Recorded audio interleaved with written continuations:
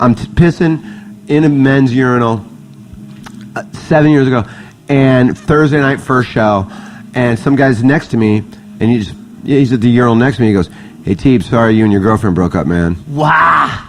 And I'm like, what? And I thought that maybe I knew the guy from high school because I grew up in that area or something like that. But then I'm like, oh, the podcast, yeah. Isn't that crazy? These dudes, he's feeling, he's got, he's genuinely saying, "I'm sorry you're going through a bad breakup right now." It's like they know you. They personally know you. They're friends of yours. You just haven't physically met yet. Hey, everybody, welcome, man. I want to get right into this. Thank you very much. We had an exciting night tonight. Watched some fantastic fights. Cowboy Cerrone fought as UFC Orlando, and it didn't go all our way, but it was a really great night. Everybody went home safe, and thank goodness for that. I want to get right to it, and I want to thank sponsors. I want to thank NuevoCerveza.com, Concrete Cowboy. You can find them at Concrete Cowboy Dallas, ATX in Houston. Great nightclubs across Texas. Clutch Bar in Dallas as well. And as always, Caveman Coffee. Caveman Coffee Co. on Instagram and cavemancoffee.com. Hit us up. A lot of new stuff up there, a lot of Pirate Life stuff up there. And please keep supporting, and thank you. And thank you for joining us on Pirate Life Radio. And I want a really big welcome to my friend Jayson Thibault. He joins us today. And he's just got a great insight, great outlook on life. He's one of the founders and hosts of Punch Drunk Radio, and always just a fantastic dude to be around, man. He's super positive and super kind, and one of my really good friends, and it was just an honor and a privilege to have him on. We chop it up about the fights, about comedy, all types of stuff. We just run the gamut, and so anyway, much love, and with no further ado, please welcome my friend Jayson Thibault. The big Tait Fletcher. Powerful Tait Fletcher is a real alpha male. Weightlifter. He's a stuntman. Movie star. Robust, enthusiastic individual. He's huge, by the way. He's like a monster person. One of the sweetest guys I know. He's bigger than life. Actor. Entrepreneur. A fighter. The jiu-jitsu technician. He's also bald and he has all these tattoos. He's just a big fucking man. A man, a myth, a legend. Tait Fletcher. Tait Fletcher. Tait Fletcher. What's up, Tait Fletcher, you bad motherfucker? Tait Fletcher. Tait Fletcher is Tait Fletcher. Teddy Bear. Motherfucking Fletcher, ladies and gentlemen. That's Tait Fletcher, everybody. The great Tait Fletcher. Tait the animal Fletcher. Tait the savage Fletcher. Always moving. There's no stillness with Tait Fletcher. You'll find no dust. Tait Fletcher's in the house, ladies and gentlemen. He just said the word erection. Tait Fletcher. Tait Fletcher's in the fucking house. Tait Fletcher! Tait really blasts out some serious hardcore truth bombs, and I think you're really going to enjoy it. Welcome, you animals. It's Pirate Life Radio. The Jayson Thibault. Hooray. Thank you so much for coming in. Dude, I'm glad to do it. And I'm just talking about the production value of my show that's really gone through the goddamn roof. How many of these, what number is this? I think we're into the 40s. Wow. Ish. I could look it up. I will look it up. I'm going to do a little search on it and see.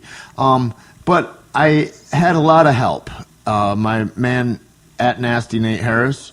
Nasty Nate, he really, really puts it together. And so he was a guy that was like helpful to me, and he loads all these up all the time. And then it's interesting, isn't it? People will mention that. That's the refrigerator going on. My downtown Hollywood, Caveman Studios in downtown Hollywood's not quite dialed in yet. We have a couple of the bugs. There's construction. You can hear that noise in the background. But we're getting along with it. Some people will be upset. Other people will appreciate it for the authenticity of the episode. Where was I? You were looking up at what number episode this was and describing... and then Eric George. Yep. At Man No Sober. Man No Sober. So he was on episode number... What kind of Twitter handle is it? At Man No Sober? Man No Sober. And so I met him. Yeah, he was episode 51. Kate Quigley was 56. How was that? I haven't heard it yet. Super badass. Yeah, she's sweet. incredible. Told you she was cool. Yeah, I love her. Hey, you texted me like, hey, I love her. how do I get a hold of Kate but Quigley? like all of a sudden I was in a Twitter thing and I was like, badass. She's doing some things and whatever. And then David Santiago was before that. And he's a wicked artist, man. Anyway. So we are episode 57. Oh, cool. Now I haven't gotten considerably together with it until just in the last 2 months, really. And so, like the month before, I had 23,000 downloads, and then last month I had like 116,000. Jesus, that's great. And so to date, so far we're at 61,000. So it's like For this month. For this month, Okay. yeah, for the last couple weeks. And so I'm. You do like one a week? No, I do. Well, it depends. Like so Yeah. far, yes, and then Right. I do them as they come up because I feel like I used to go and bank on like. I want to put them in the bank and be like, oh, I have 5 conversations, and then if I go, like I went to Colombia on that thing, and I go, well, then I'll be able to put them out, and that's not really how it happens, and it's like, it's not really authentic to the time frame and to what's going on in the world, etc. And so, and it's not as much fun. Right. And so instead of going, ooh, I want to get that guy next week, it's like, if I see 4 guys this week, I'll podcast with every one of them, if they have time and all that. Yeah. So that's kind of the way that I've been going at it lately. And I like that more because really at the end of the day, it doesn't pay anything. It doesn't do anything except it's just fun conversations that I like to have. And it's inspirational to me and other people are liking it. And so that's kind of where it's at. Dig it. Yeah. You guys are at 1 a week. Yeah, we've been doing one a week for like 4 years. Produced show. A highly produced show. I mean, it's not like Joe Rogan highly produced show, but it's, we're But it's pretty close, isn't it? I mean, Yeah. it's similar to that. Ari Shafir and Sam Tripoli and I do a show called Punch Drunk. Punch Drunk Sports and Run All Things Comedy, which is Bill Burr and Al Magical's network. Okay. So Ari's on there. There's a bunch of people that are on that Right. same network. So they have a studio, which you've been in. What's and the you've been in. benefit of being on a network? Is there one in the podcast world? Because, like, if I were going to look for Bill Burr, I wouldn't go to the Bill Burr dial and then, you know what I mean? It's like I know the people that I'm looking for, and so I just go to that name when I hit the search. I think some of the advantages to being on a network, I mean, the autonomy of doing it yourself, I think is great because you can just, you can do this. Yeah. But it's, having the studio, having the equipment, having a sound engineer, not having to, constantly bring all my stuff with me and try to like find a place to do it. Right.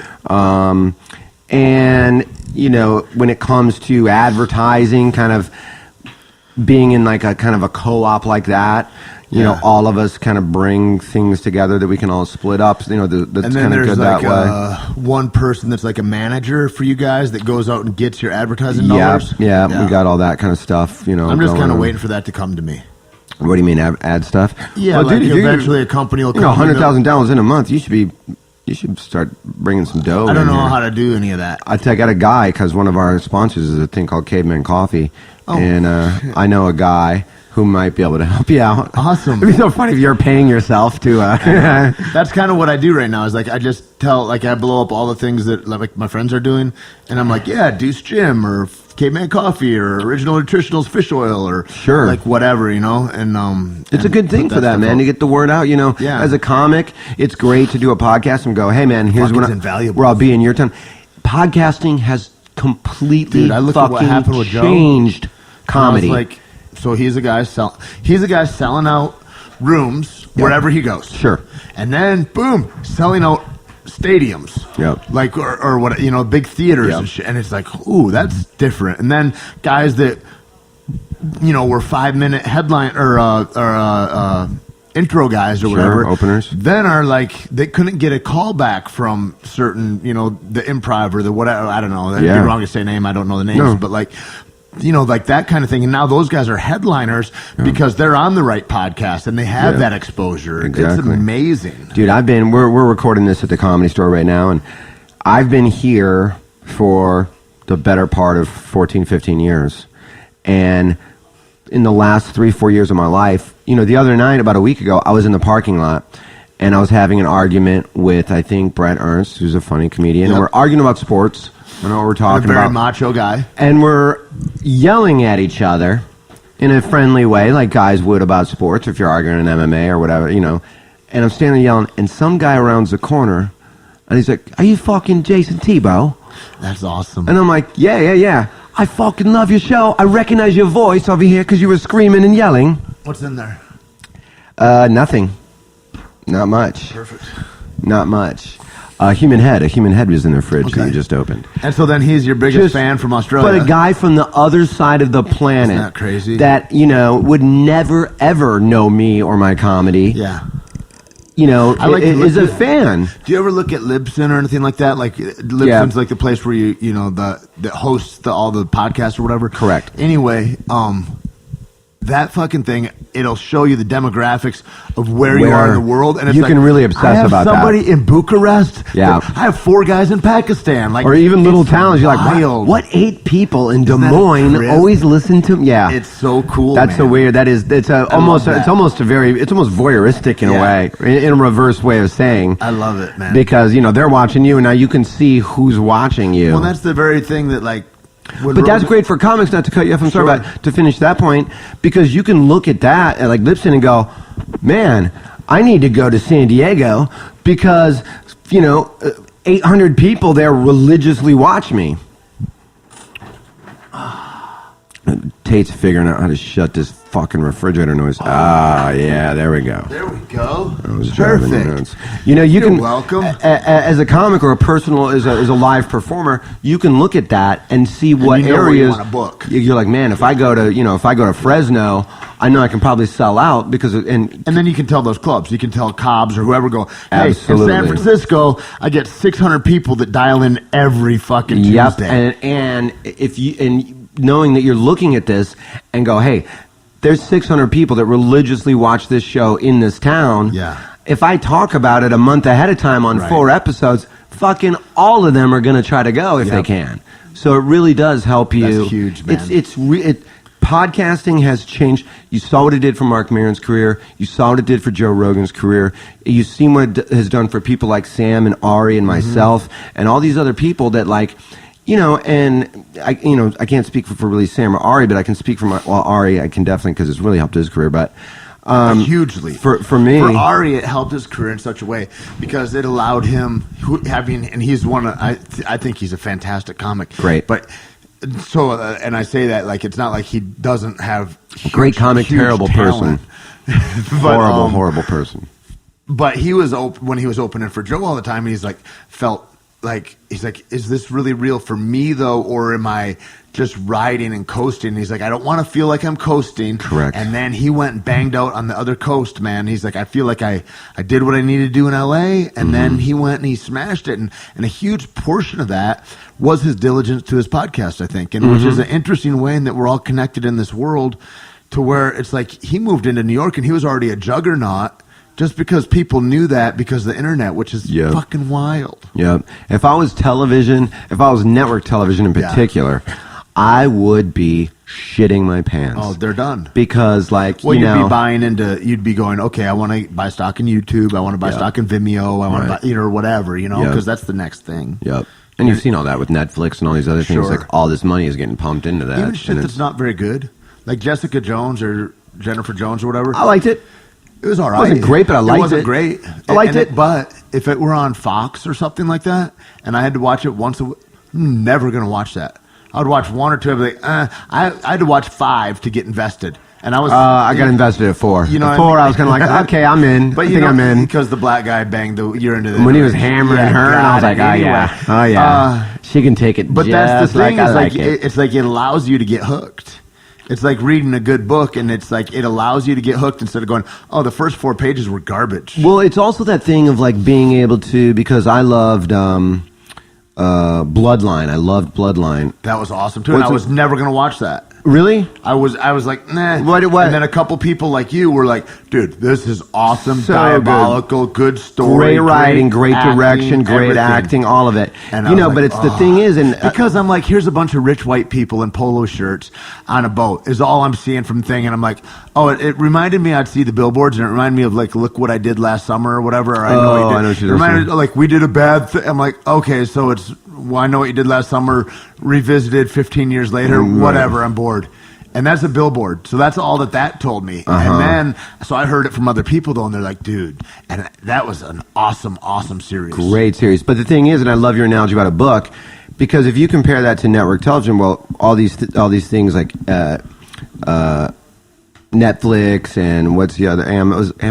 Yeah, that all of those have these new original programming, but they release the whole thing, so you can watch them at your own pace. So great. So I don't have to set a DVR or set my schedule. Dude, and imagine if you're reading a book that you like, and every 10 pages you have to stop reading and wait a week to read it again.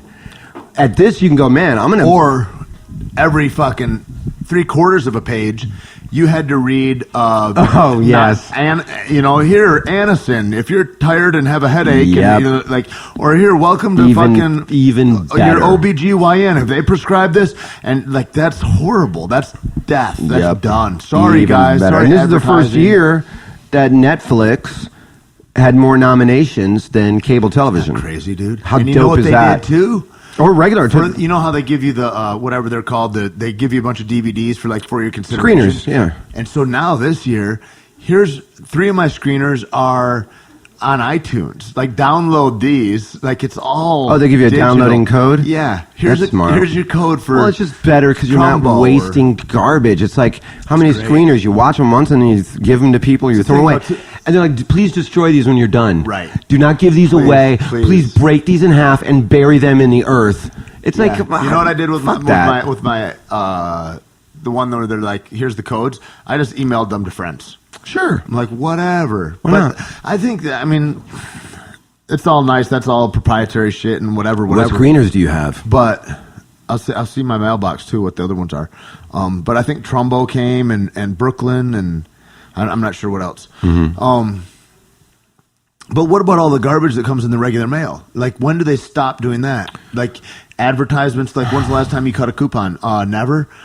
But Never. that stuff, it's the Then the you weird think thing. that's It's a job. If it's capitalism, they'll keep it. They'll be like, hey, destroy this. Make sure that this is information that we care about. But here for this throwaway shit that ruins the world, that goes on for forever. Yeah. At what point is there any distinction? I don't know. I look at. We need digital mailmen. There needs to be somebody that sits and just emails mail You to can't people. get that shit to stop. I called No. the post off. They're like, once it's in the mail, that's a federal crime to stop it. We can't stop. I'm like, so you're making pollution. You want me to? Okay. Yeah, that's exactly what they want. It's crazy. They don't even think about it either. They're just like, well, it's recyclable. It's unrecyclable paper. It's To like, get into still. Caveman right now, to get Caveman Coffee into Whole Foods, or no, it was Albertsons, where I was talking to somebody that did that, and they were getting their product in. They said, what we need to do is we get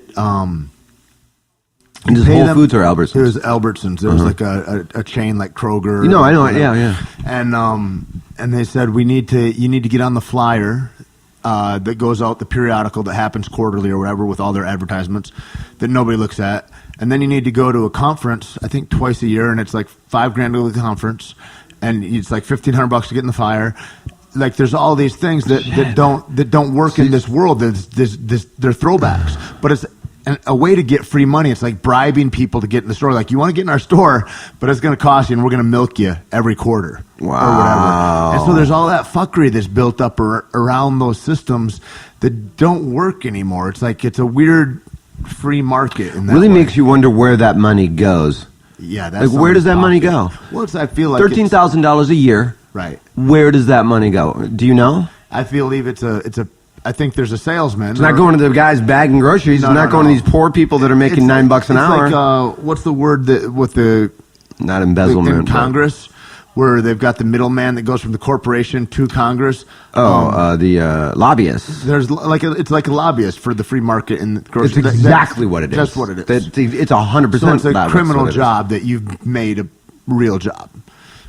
To go, we want to buy your interest. It's crazy. It's a crazy thing. So anyway, going through all that as a trip, I was just talking to the manager here about carrying this, and he's like, "So do you have your own distributor?" And it's like, "No, we're all just free right now. We're looking for all that. And so that becomes a trip too of how to make your business happen. And so the podcast becomes part of it. Whatever, everything Keith does or Lacey does, makes it bigger. She got onto all the Tom Cruise films with it, which was crazy this year. It was rad. It was rad. And then we had our roaster go and make lattes and shit on a couple of the films down in Columbia. Oh, that's cool. So cool, man. Yeah. That's cool. Dude, I met the other day, speaking of Netflix and Columbia, I was having coffee with a buddy, and another buddy of his is there, and we're talking, and he's like, yeah, man, I just went down to Columbia. I was working on a show, and, you know, I was like, for a long time, I couldn't, like, get anything going, and I finally got this show going, and then we just got nominated for, what did they just have, Golden Globe nominations? What just came out? Something like that. Yeah. I don't know. So he's like, I got nominated, and our show got nominated for that. So I kind of put two and two together that he was on Narcos. Right. Which I loved. So I go, dude, please tell me the show you were working on was Narcos. He goes, yeah. And I go, man, I fucking loved it. I thought it was great. I loved it. That's why I was like, He was an actor? No, he wasn't an actor because he's just like a regular white guy. I mean, I don't think it was other than like that one cop. Right. It wasn't many, he just kind of like a plain looking guy. So I thought he's like some sort of union job, like gaffer or a grip or something. So I go, what did you do on the show? And he goes, I wrote it and created it. What? And I go, get the fuck out of here. So dude, talking to him for like, where'd you meet him? Bliss Cafe, just having coffee, just hanging out there. Wild, dude. So talking to him, and I go, man, that's crazy. Congratulations, you got nominated. That's so cool. He was telling me all about season 2, which drops in August. Dude. They're going down to shoot that. And that's got to be the last season. Yeah, I'm like, Little spoiler, you have to but stretch that shit out. Homeboy doesn't make it. I know. There's no spoiler alert there. There's only 70 documentaries about that thing anyway. Well, then his kid went to Kid make did him, one to too. do an apology deal and all that. I saw that one recently. And Was it any good? it's a lot to read. You know what I mean? Because it's barely in English. It's for the most part, it's not. So you spend more time reading it. Such a weird thing to me when I read that. Like, for those that don't know, the Narcos is about the biggest drug cartel ever. It's like really the guy that taught drug cartels how to be drug cartels. And $4 million a day in the 70s. More than that, wasn't it? It was less. I thought than, it was like 60 million. No. He was, well, maybe no. It wasn't that much. He was the wealthiest But a man in day- the world, is what they were saying. Absolutely, easily. Billions a year. Oh yes, but it's like billions a year when like he was making like Forming 2015 armies. money Crazy. in like 50 years ago. And so at any rate, then his son like goes around and is going to make apologies to all the families that his father affected. And that's the documentary, which reads to me like, I'm not really doing shit with my life. How do I get some, like, here's a little ass boy. Like, it seems disingenuous a little bit. Yeah, he was probably did it maybe play that 6 way at or all, 7. Or is it hard to tell? Well, I think it did a little bit of both. Like, it kind of played that way to me a little bit, that you're kind of like, what's your end game? If you're in really this? pious about it, you go and you apologize. And you don't have to do a documentary about it. Yeah. Because it doesn't say anything about you anyway, what you're doing. There's no a part of sense in that. the father. Yeah, there was a part of that I got out of that where you're kind of like, you're watching and then you're kind of like, why are you doing this publicly? Like, you could have done this on your own. But there is a genuine feeling that you get that like, man, this really had to weigh on this kid his whole life. He went loped out. Because you know how his dad was must run into beyond people evil. all the time. They're like, oh, my cousins were killed in the blast, or you must run if you're in a Dude, he small shot country. a fucking plane out of the sky. Yeah, no, blew it up, right? Yeah. Put a guy with a bomb on. Yeah.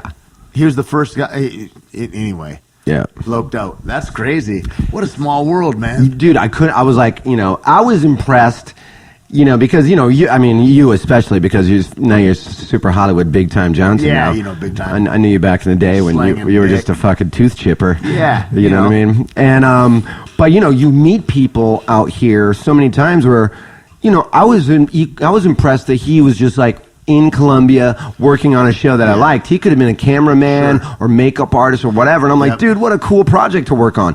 Because out here it's such, it's freelance work. Yeah. People are always like, man, it must be hard to Then be. you asked that guy, what was your job before you did that?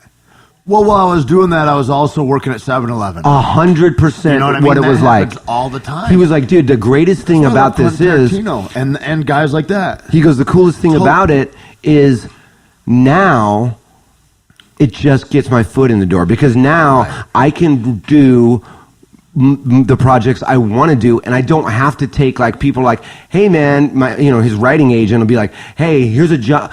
can you write this sitcom for Disney about being in 8th grade? Yep. And he's like, fuck, man, I don't want to, but I got to eat. Yep. And now he's like, I can turn down all the bullshit jobs that I don't want to do that don't make me feel good. Right. And I can actually go. Well, or if he has his own vehicle, and even if he does that, he can go and develop his own kids show, or if book, that's what he wants, or whatever. He's got a legitimacy where people will from the creator of Narcos. Yeah. That's all you got to do. You're done. That's all you got to do. You're that's good. all. And you would have to fail like 4 times hard. Yeah. For them to not want to fuck with you again. You got like 4 good, strong projects that you can get like $100 million behind. Yep. And you'd have to fuck the studios like 4 times hard for them to go, not a risk anymore, we're going to take. Right. Like he's got chances on chance. Like that's the beautiful thing about that. And he's got like 3 get out of jail free cards in his wallet now. It gives you hope, man. Like anybody can do that. It's just go do the work. Yep. And that's cool, man. I always wonder, like, whose ear do they get in? Like, how? So you've got this in your hand. Like, who do you get it to make that work? And he was saying, working for Netflix, he's like, they're the super rad. people ever. He goes, they're great, and they just have this thing of like, well, go do your thing. They don't pay any residuals. He's like, well, go do your thing. How do you do residuals on that though? Because that's hard. Well, you get clicks. People know that, you know what I mean? They know that they know what you're watching. They know how many people watch Narcos. Yeah, that's a tough way to get into that, though. Because then you can be like, set up bots. You know what you can set up bots to go click, and get me paid. I think it's Morgan Fairchild. Remember her? Sure, of course. Maybe Dynasty or something. Yeah, old. So she was married to a guy back in the day who was the president of SAG, the Screen Actors Guild. And can't hurt you as an actress. And who was doing, and this is the late 90s, maybe early 2000s, and he was doing deals then. We're always doing deals. SAG, works for the late actors. 90s, early 2000s, so she had to be old. Not old, but she was... Yeah, exactly. 60s, long maybe. in the tooth. Yeah. And, long in the tooth, yeah. And so, at any rate, what happened in the 80s, the advent of beta and VCR and all that, they go, we used to just get paid residuals, and so there'd be a percentage, and I don't know what it was. Say it's 4% or whatever from when it goes to TV or when it goes to other markets or whatever, like foreign markets or whatever. And then VCRs came. They go, we're not sure how this will play and how it'll work out. We'll just go to $2. We'll half your residuals. And we'll just see how it is, and then we'll work it out later. But it's like giving away your rights. It's like the Patriot Act. You give away your rights, you can never get them back again. Oh, yeah. It's a hard road to get them back. Yep. And so they gave that away. But then you fast forward, and it all became new media. And so when new media happened, when the internet happened, they go, well, streaming stuff is out there. They're doing all these share sites and everything. We're not sure how it's going to work. Yep. And so we're going to give 1.2% or something on this stuff until we figure it out. And the guy that owned Netflix was married to Morgan Fairchild and was the head of SAG, who did the deal for new media on the behalf of the performers for the producers, and did a deal that gave virtually no money in residuals to that, so that all goes to the producers. Wow. So already the infinitely wealthy become more wealthy, and then the working man loses their house. Sure. Isn't that crazy? That's nuts, man. Well, you remember that. That's a good story. There's your new Netflix story. That's great. That's Let's exactly write what that is, right? Well, it's so interesting when all that happened, because again, a lot of people that might listen to this podcast aren't like in the entertainment industry or acting and all this. Right. When that internet happened, and so many people are like, wow, this is a great thing for actors and performers because it's this whole new medium where you can get your shit out there. But when you were, making money in commercials and doing TV commercials, you made a lot of money in residuals because it's very easy to go, well, look at how many times this gets aired, and if it airs on the Super Bowl, well, that's a great paycheck. Yeah, and, but you go to the mailbox. They got that shit dialed in, though, bro. But then the internet happened, and all these commercials are getting streamed on the internet, and you had no idea how many, and they were like, well, no, we'll just pay you. We'll give you a buyout. They pretend like they don't know, but they know exactly. I mean, they know how many people watch a YouTube video. There's nobody that's ever clicked a site that they paid for something or didn't pay for something and got something free on the internet. Oh, sure. It's all completely dialed in. Dude, we were bitching about this. That perfectly. We were bitching about that on our on Punchlines the other day, where it's like the worst thing is like you go to ESPN or any one of these websites and like, hey, watch this, LeBron James amazing dunk. Right. And it's a 6-second video. Then you gotta and you watch got to a watch a 15-second ad or whatever, 60-second yeah. commercial. And you're like, God, you're just sitting there. Yeah. You know what I always do? I take the headphones out and then I turn my phone upside down. And I just sit there. Watch the clock. And just wait. And then I flip it over, and then when it's on, I'm like, okay, cool, now I'll watch it. Because it feels intrusive. It is. Something that for That's why I a love decade art. has been free for us to watch. That's why I love like Banksy. Yep. Banksy's whole I don't even know that he was so much of an artist as he was a revolutionary in that way. And he's like, you're assaulting my visual space. Like, this is my visual space where I could see scenery, where I could look at old architecture. But instead, there's a billboard here. That's mine to write on. That's a canvas then. Sure. You cannot tell me I cannot write on that. And I think that's a beautiful thing because that kind of stuff, you don't see it in Europe as much. Like, for him to be European and have had that reflex is huge, kind of, because that was the first thing I noticed. I went to Italy after I fought in the war. Well, I would think that I think that they would be more insulted by it than we would, because I'm used to it. That could be. I'm fucking used to it. You go on the train in Italy from like Rome and go north, you don't see anything. And at first I didn't know what was wrong, and I was like, oh, there's no advertisements. I'm like, you're not inundated with bullshit, and we are fucking saturated here. I'm just and now used the to it, man. internet's saturated. Yep. It's crazy. I never thought how big the internet would be. I still kind of can't fathom it. I can't. That happens. Imagine that doesn't exist. It's unbelievable. I mean, It's a trip. I might even be older than you. I don't know. But we're both not in our 20s. I'll just put it that way. I'm 28. Oh, really? Okay. You're just like Boone Shakalak, who's been 39 for 15 years. You wouldn't be able to tell. I asked Boone if he wanted to come and do a podcast. What? Well, yeah. You got $5 for my T-shirt? Yeah, he tried to sell me a Tupac. He had a Tupac shirt that was he cool. had a It would Batman never shirt, fit you. a Batman that Oh, had the silver one? Yeah. See, with that would fit you. sparkles. That was too big for me. Yeah, that's like a triple X. It was big. Big. The Tupac one he had was like... We could both fit in it. Maybe we It should might be do worth that. $5. Maybe we should do that. I remember... I was saying this the other day. Remember, there's all these things that the internet just destroyed. Remember maps? Oh, yeah. Remember Thomas Guides? Do you know what's Remember funny? little black books where you wrote all your phone numbers in? Yeah, dude. Remember how many phone numbers you used to How many memorize? did you know in your head? 30? I was going to 50? say 20, 25. I mean, it's like all your childhood ones, everything. Yep. All 5 or 10 of your friends. It's crazy. So many girls. And now Your family you only had to members. remember 7 digits. Oh, yeah. And now you have to remember 10. Correct. If you were to, it's a trip, but you don't have to remember any. Oh, you don't have to remember shit. My mom still, when she comes to visit me in LA, she's like, hey, can we stop and get a Thomas Guide or get a map? Really? And I go, why do we need that? I know where Your we're mom's going. pretty. Thank you.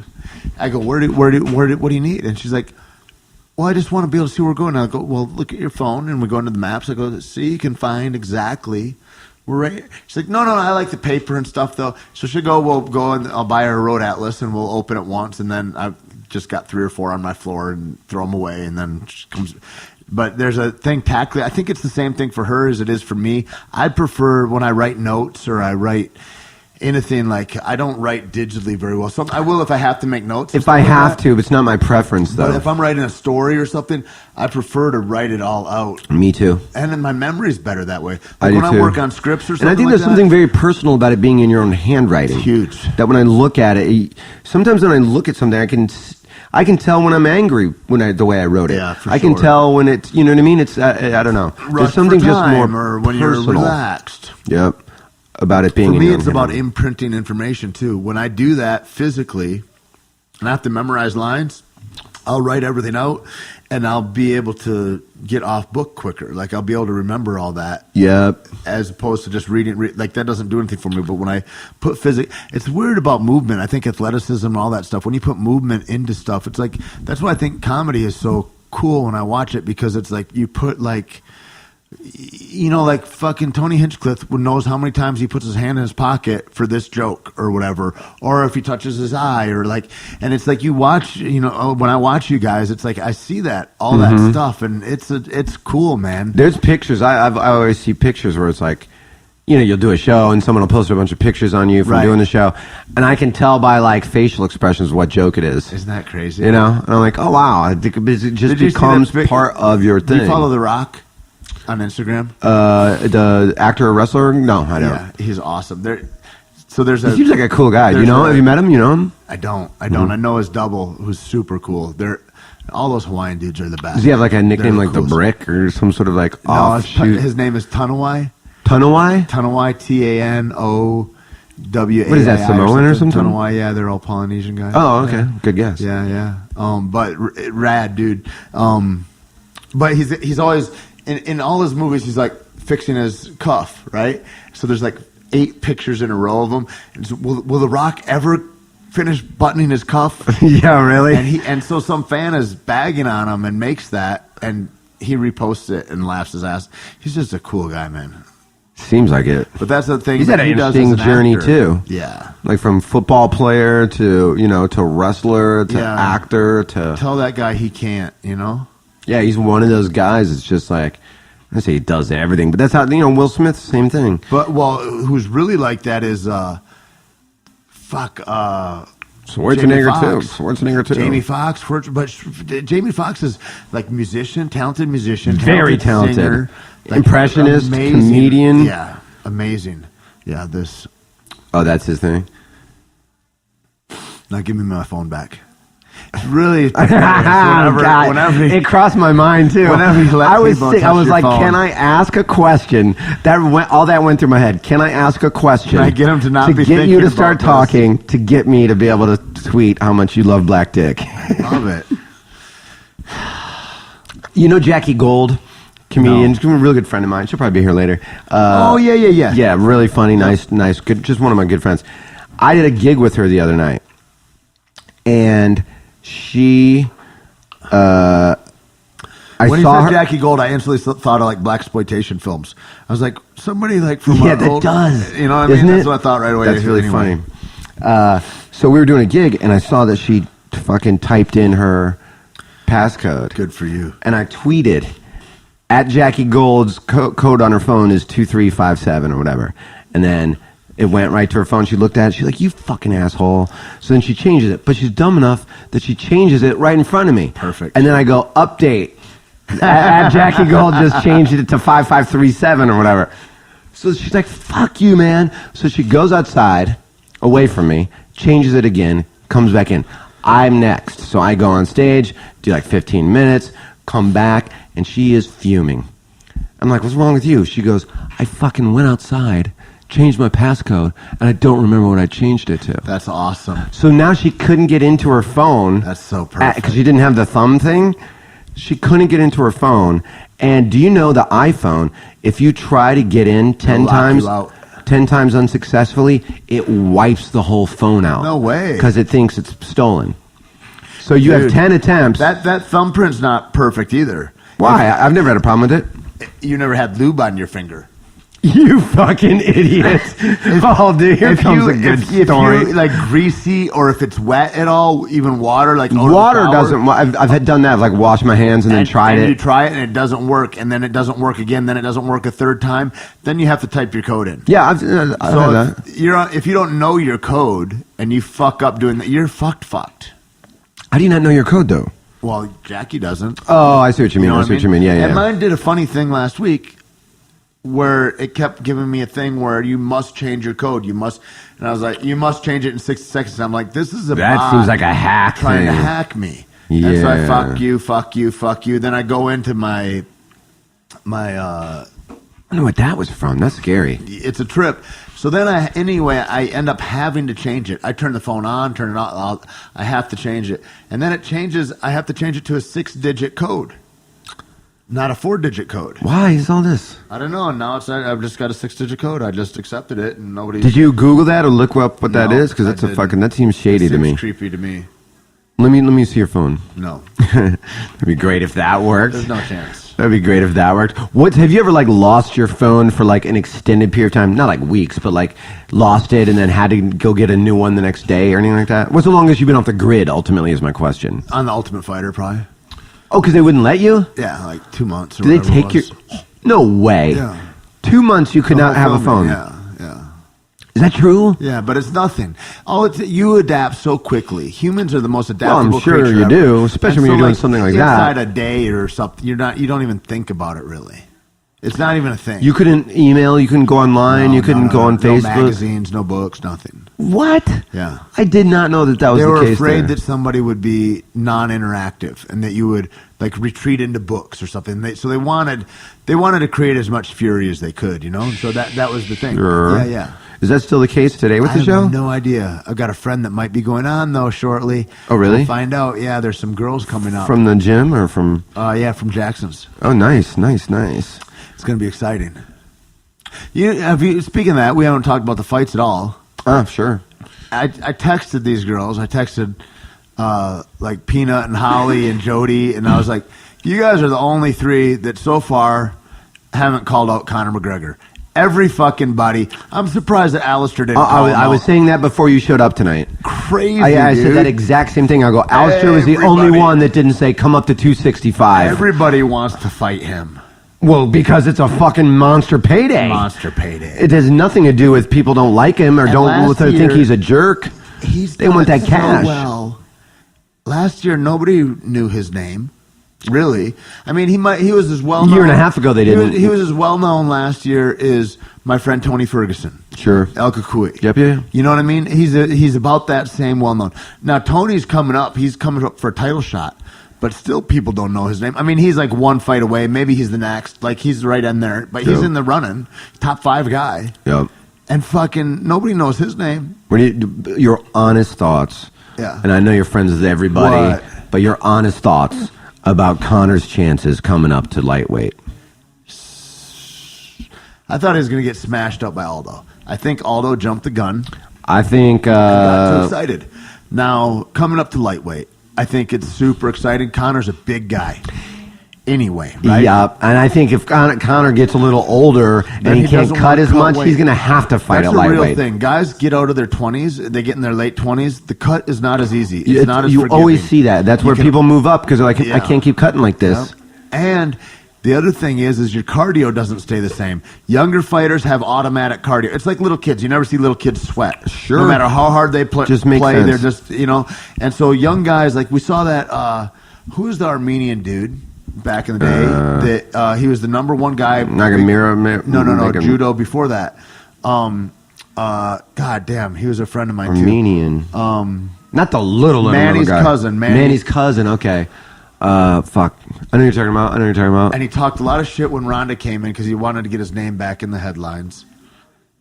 Anyway, Caro Parisian. Yes, Caro Caro, Parisian. Thank you. That was driving me nuts. He was a guy that was just, he looked like a grandfather at 22. He just looked that way, but he's a young dude. Always had great cardio, never did a lot of cardio.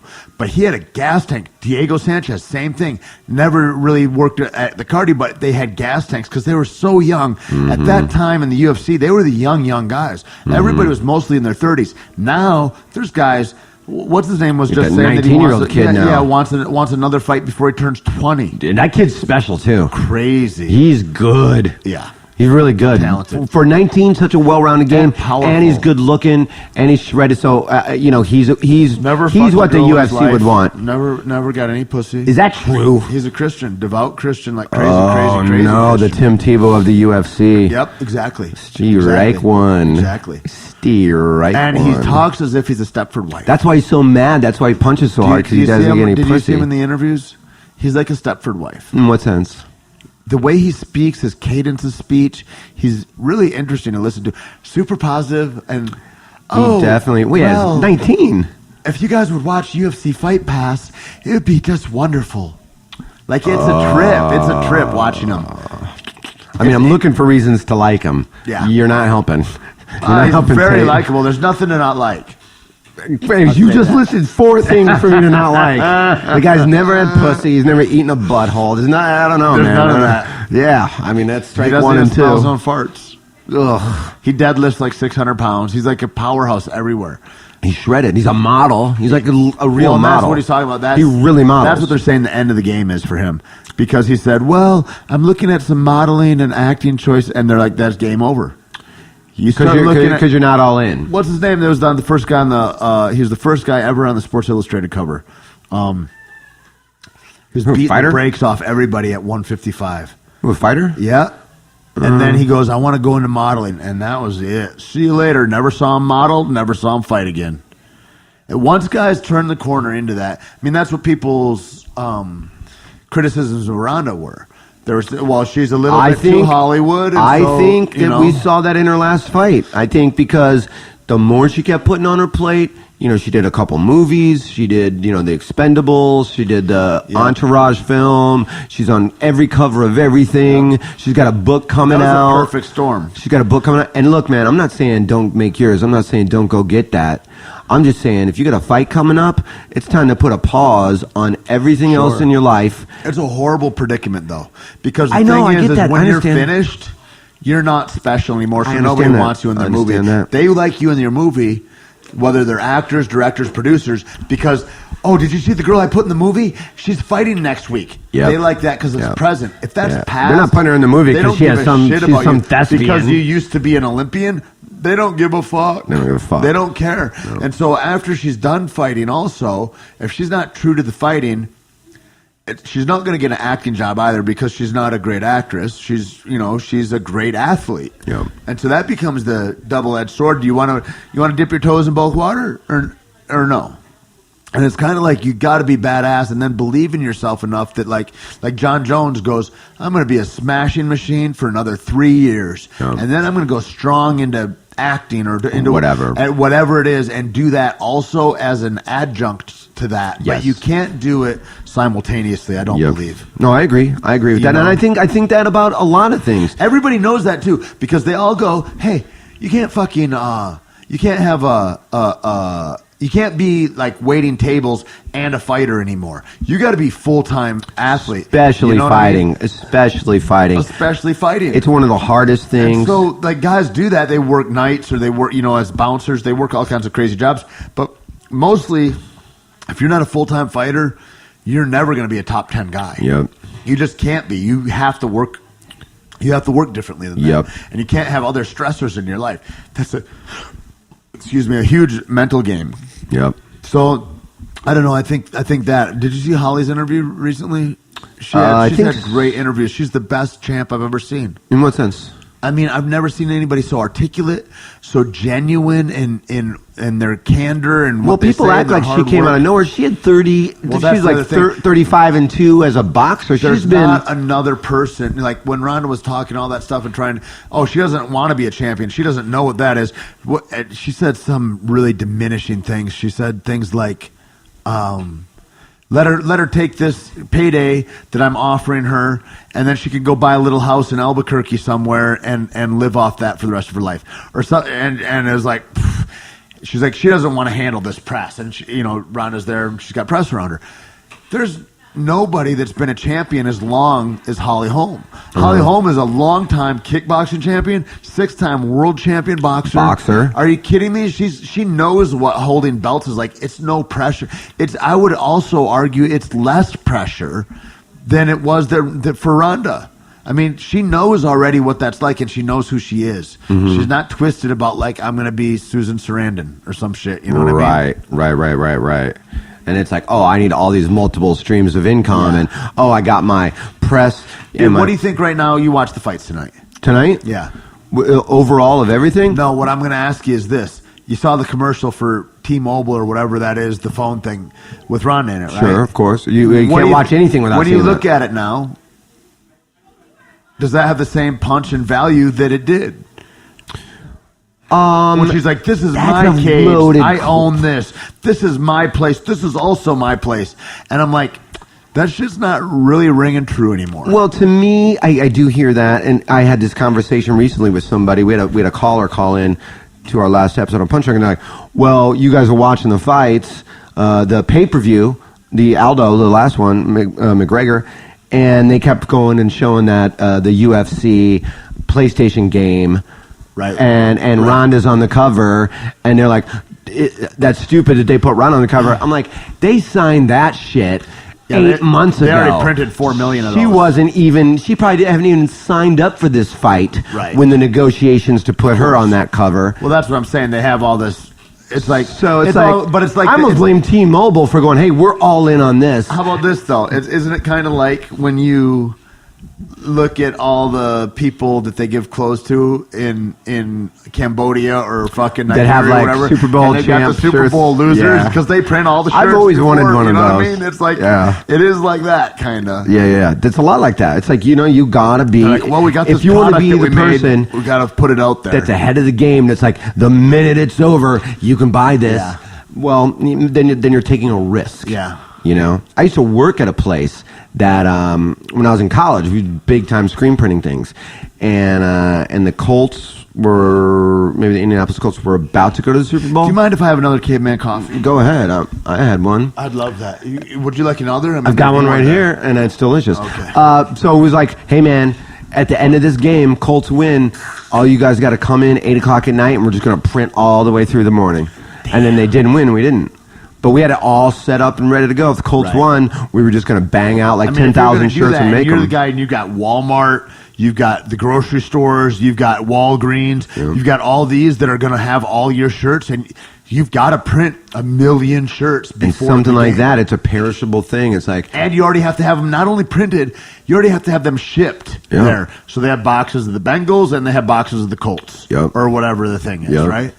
yeah, It's crazy. And then it's like they just donate. They And donate then they them, write it off. donate them, and write it off. Yeah, Yeah. that's exactly what they do. Then they ship them to Cambodia or Africa or wherever. That's so crazy. And then they just take the write off on it. Anyway, when I saw Holly interviewed, it was such a beautiful thing because she was like, none of us would be here without her, and she's like the most fantastic like she's so gracious, she's so honest, She's so been just great about for the who sport. she is. She's fucking rad. Yep. And she's good, and I think it's good for the sport, and you need that there's because right now it's like with Rhonda and with Connor and what they have done, which is pretty much just what Muhammad Ali did, which is what Mayweather does. It's like, I'm going to be controversial, and I'm going to be the guy that's like, you either love me or you hate me, but you're going to buy this fight You're gonna because watch me. you are emotionally invested. This You want to isn't- see me get my teeth chipped,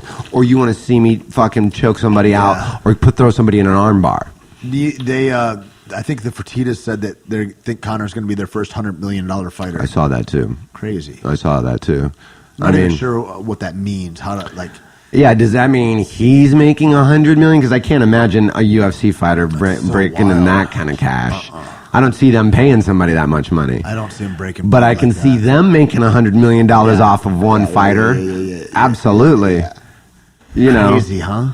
Crazy. I want to have Liddell on and talk to him about this. Because inner workings, he's there still all the time. He's an executive for the UFC. Yeah. And he's, one of the best athletes that ever walked. Like, really tremendous. I think, like, those legacies like that of those guys are amazing to me. Like, phenomenal. Yeah. That And guy some just people are just naturally held that blessed. scepter John Jones for is just forever. naturally blessed. I mean, it's just one of those things. What Like, a beautiful athlete, man. Yeah, it'd be interesting to see him get back. I can't wait. Especially after listening to DC tonight. Listening to him commentate is so boorish to me. It's like he's demeaning almost to wherever he can be, and he speaks as if he knows things that aren't there. Like, he's talking about Cowboy. He's like, oh no, when he got hit with the left hand, Cowboy knew it was time to go home. Or something. It's like, shut up. Yeah. Like, that is not accurate. I'm not a You're big fan making of his. things up. It's like, that's crazy talk. Yeah, I think John Jones runs through him. Oh, fuck. If I was going to be, it's like, well, every time I would walk in my living room and look at that belt, I'd be like, He said tonight too. He goes, I think Brian Stan maybe looked at him. He says, "Man, and it's nice to be able to say that still, that you're championship belt holder or whatever." And he goes, "Well, it's not going to change. It's not going anywhere. It's here to stay forever." It's like, here to stay forever. Yeah. Like, do you know what forever means, brother? Like, you are outside of the reality of things. Like, well, that it's is one thing. diluted. It's like there's something There's zero about humility in it. The thing he would argue about John with, about not having humility, John's a humble guy. He also knows what his abilities are. That's just grandiose, arrogant talk. It's like, the day is short, and that's all we got, bro. Now, what is it about that? Because that's an interesting point where it's like some people to me can talk shit and make it fun and entertaining. Yeah. You listen to Connor and He's you like laugh. that, dude. Even I'm though on he's his saying side. outlandish shit, Yeah. you're laughing and Well, it's he's fun. smart And you and- know, I mean, talk but then about you your- listen to someone like DC and you go, dude, do you hear yourself? Yeah, you sound like a dullard. You're really making yourself sound stupid. Yeah. Like some people are just really good at Connor's the best. Showboat. Oh, He's so good, and whatever he does is he's going to be good at. I think so. I like him. I think he's great for the sport because it gets people want to watch it, and then it's like, and it's raising the bar. It is raising the salary bar. Yeah. He's raising the salary cap for everybody. And it's good for anybody good. pushing like that. Holly, Rhonda, Connor, they're all pushing the salary cap for everyone. yeah, because the more I don't want to say novice, the new fan gets turned on to the sport and gets the pay-per-views, and pay-per-view numbers go up, more money is coming in the sport. Yeah. More money is coming in the sport. More money has to be distributed to the fighters, which you and I had this conversation a couple weeks ago.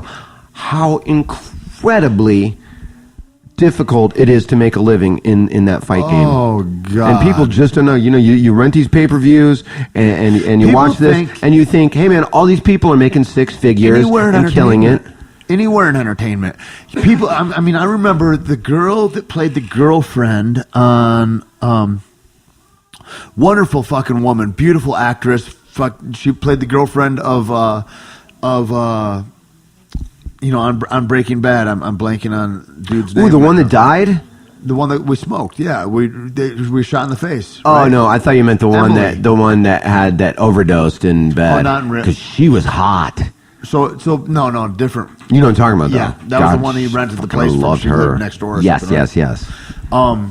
But Emily, she was a great part of that show, and I thought, fuck, she's on network, she's on TV, and she's fucking smoking it. She's on all these episodes. She's a real character that's diverse, and that she plays, and she also works at Baby Blues, Yep. and and it's like there's all that, and it's and me too. Like I'm doing, like people are like, oh, you're in every movie. I'm like, I'm doing everything, man. I do a lot of stuff just to make the bills go. Sure. And the UFC is not a fight company anymore. It's an entertainment company. Sure is. And so those guys, man, like they're not. I mean, to say they're not making living isn't right, but it's like it's a tough grind. living. It's not easy. Yep. You know what I mean? It's not Yep. a simple thing. Yep, not a simple thing at all. People say that about comedy all the time. Like, I'll do a gig. They see you on Comedy Central and they go, "Oh my God, that guy, Anything. he's a millionaire." It's like, anything. no, It's just like, 'cause dude, I made see you on TV. $450.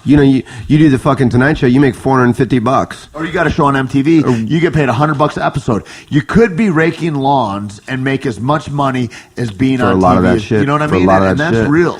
People always say it's like, and especially when you get out of LA or out of New York, or you're doing a gig in Indianapolis or wherever, and people are like, man, I don't know how you do that. It's got to be so hard to get up there and talk tell jokes for 50 minutes.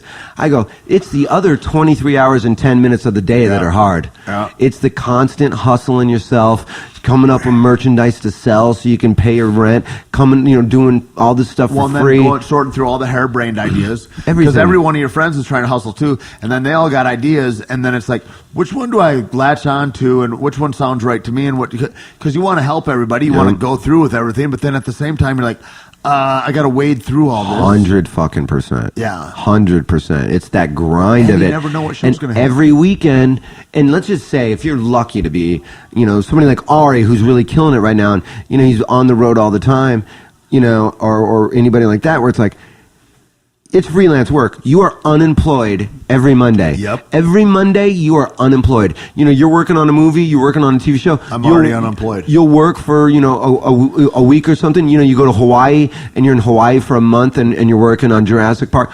The minute that ends, you are completely unemployed, and you're like, man, when am I, what's next? That's the crazy I don't have a thing, job dude. anymore. As soon as I sign a contract, and they're like, "Oh, you got 2 episodes on this, or you got that," I sign the contract. I look at it. I'm like, "What am I going to do after this?" Yes. Because I Yep. already don't have a job. Yep. Like I haven't even done the work yet, and I already know I'm out of work. Exactly. And that's the thing is either guys they get comfortable with the hustle and they go, "This is just what it is, man." Yeah. Or else they break and they can't do that shit. Yeah, and it's Or like there's there guys is that are that thing, super man. rich. You either can do it or you can't do it. Yep. I was talking to and you always want what you don't have. Recently I've connected with. Have you ever done this? Like you haven't like an ex-girlfriend and you haven't talked in 10, 20 years and you just randomly reconnect on Facebook somehow and then you're just going back or and like forth. you're taking a picture of your can and sending it to your ex-girlfriend and she's like anyway. Tell Tait I love him. I'm like, you son of a bitch. Now this is I'm still good friends with her. I talk to her all the time. But girlfriend I dated in college, and then we were just going back and forth. You know, she's got a family and kids, right? And you're just kind of catching everything. up. And she's and tell me about her kids, and you know, it's one of those things where it's like our lifestyles couldn't be more different. You know, but she's just like, man, it must be so. You know, I got these kids, and they constantly, and not that she doesn't like her family or whatever, but right. You know, everybody likes novelty. You're They'd asleep, like to shake you it know. up. She's talking to me, and it's like, you know, what, you know. I'm like, yeah, I woke up at 1:00 today, and you know, she's been up since 6 with the kids, and you know, and she's saying like, you know, talking about like this kind of lifestyle, like, oh man, I can't imagine being able to sleep in and go out all night and do all this, but I'm like, I can't imagine like having a family that loves you and you got kids and you know, you want what you don't, you romanticize what you don't have. Sure. You know, I mean, I remember traveling, like when we would travel a lot, when I was traveling with like Joey and Joe, and we were going around all the time and we'd be gone 4 days a week or something or whatever. Yep. And people that had those experiences, I'd be like, dude, it would be nice to just work at Ford Motor Company. I think about that shit all the time. And go to your fucking family. You got your house. It's all, like, because this is like fucking, and it's like you. No matter what it is, it looks like. Do you have what's your fantasy in your head?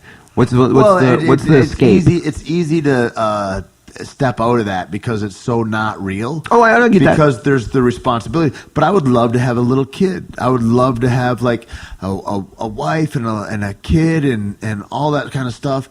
But then, you know, the whole thing is like, who wakes up in the morning when the kid is, or whatever, like, it's not like some days, like right now, if I got to get up at 4 a.m. or 3 a.m. to get to a job and it's an hour away to get to set or whatever, no problem. I'll do that for 2 weeks or 3 months or however long that is. Sure. But to do that for forever, I know, that terrifies me. that is like a big, and I'm like, my biggest thing, Jason, is like I get afraid I'll let somebody down. I'll be like, Me too. I would let them down, and I would Me drop the too. ball, and it's too important to drop the ball on, so I just can't do that. Fuck that. I have the exact same You thought know, process. and part of it was like right now, if anything screws up, I only have It's me on to me. blame, It's on me. and it's all on me, and I can take that. and that pressure, like I got pressure from a lot of places, but like it's the reason why I can't date in a lot of ways, Me or too. have a girlfriend. Dude, what a moment we're having. Is because like I feel like I can juggle the things, all these different things, and if you're one of my partners in one of these things, you're like, hey, I need this, or I go, okay, cool, I get that, and I get that, and like, and I got to update my IMDb, and then my casting networks, I got to update that, and then I got to shoot another video for this, and then I got to fucking get another podcast, and I've got all this stuff.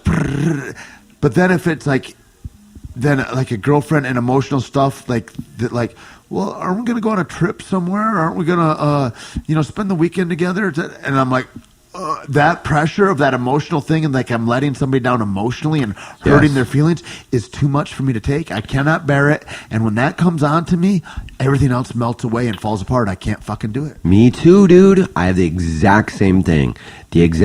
Being responsible, whether it's real or I'm imagining that I'm responsible for somebody else's emotional happiness. So tough. Is incredibly taxing on me. Something about the obligatory aspect of it is a bummer to me. Yes. Like, and I want to make everybody happy. I want to go about and do all that kind of People stuff. pleasing is a huge character defect of mine. But goddamn, man, I get the being that I'm letting somebody down is such a fucking, so that I don't put myself in those positions. Yeah. And then I find myself wishing I could put myself in those positions. Isn't that a trip, man? Right? You know, and then when I put myself in those positions, I'm like, why did I put myself in this? I'm bad at this. Right. Well, and then I think also at the end of the day, I think, you know, I've struggled with monogamy and those things for a long fucking time. I mean, for forever. Before I ever knew What do you mean you struggle with it? Like I never thought that it was a thing. Like when I was a little kid, and I'd look at it, and like I had an older sister, and then I'd see relationships, I'd see dating start to happen, right? Like you're in like, I don't know what, 4th grade or 5th grade or something, and you're like, oh, well, I held hands with Mary on the way to school or something, or whatever the thing is, and then you see older people and they're kissing each other or whatever, like 7th graders or something, and you're like, wow, and then are they still boyfriend and girlfriend? No, because Sam kissed Mary, and then Mary got mad because she was dating Tommy, and now they split. And it's like, and I was like, but they still like each other. What? And I didn't understand the idea that somebody had to be bad about that. I'm like, couldn't it just be that they just wanted to kiss each other and that they can still like each other? Like, can't they be like, why is that a big deal? And I really didn't get it as a little boy, and I don't know that I get it anymore as an older man now. And it seems like a weird thing where we feel like we own each other. Now, the hard part is like, how do you respect people and not feel like you're diminishing somebody or something? But like, I feel like that thing where you say novelty, and people always like the other thing and fantasize about this and that. I think monogamy is something that most people force themselves into. It's not a dialogue that is a natural, intrinsic thing to a human being or to any apes, really. I mean, I don't know. Like, I read that Sex at Dawn, and that really made a ton of sense to me. And then you think about slut shaming, or you think about all these other things that polyamorous relationships have attributed to them, where it's really negative. Like, you're trying to bully people into monogamy in a way, or you're trying to, for their own natural proclivities, you're trying to. I think it's also negate them as a human. I think it's our inclination to adversely be like jealousy. It's just like, it's such a negative emotion. Yeah. So it's like, okay, man, what can I do to avoid that emotion? Let's not talk about it. So it's like, and then we don't even talk about it. Let's not even talk about it. Right. Like, how crazy is that? Like, to even bring that up. Yeah. I know girls that will be dating a guy and they'll be like, oh God, yeah, John doesn't like fucking Jimmy at all. And I go, well, why not? Well, because he knows I used to have a crush on him.